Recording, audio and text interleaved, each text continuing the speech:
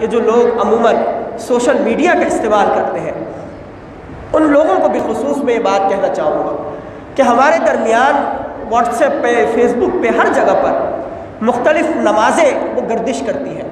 کہ 15ویں شعبان کو یہ اور یہ نمازیں نبی کریم صلی اللہ علیہ وسلم سے ثابت ہیں۔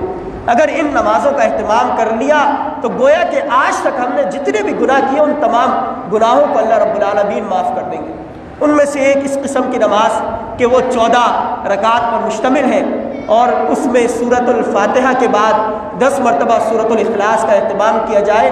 اور اس طرح 14 رکعتیں اگر کسی نے پڑھ لی تو اس کے گزشتہ تمام گناہ اللہ رب العالمین معاف کر دیں گے۔ یہ جو روایت ہے کہ جسے اللہ کے رسول کی طرف منسوب کیا جاتا ہے، یہ من گھڑت روایت خود سے گھڑ لی گئی ہے اور مسلمانوں کے درمیان پھیلا دی گئی ہے۔ اسی طرح ایک روایت یہ بھی ہے، پھیلا دی گئی اور من گھڑت روایت ہے کہ 100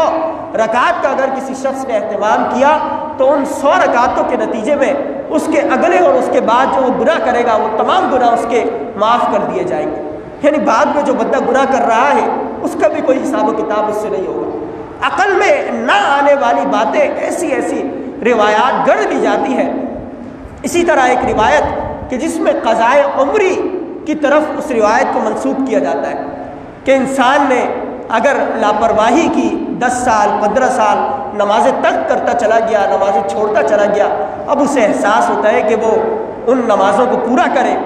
اور اللہ کی طرف متوجہ ہوتا ہے، تو اس کے لیے ایک نماز گڑھ دی گئی اپنی طرف سے کہ قضائے عمری کا اہتمام کیا جائے کہ اس رات 15ویں شعبان کو شب برات میں اگر کسی شخص نے قضائے عمری پڑھ لی تو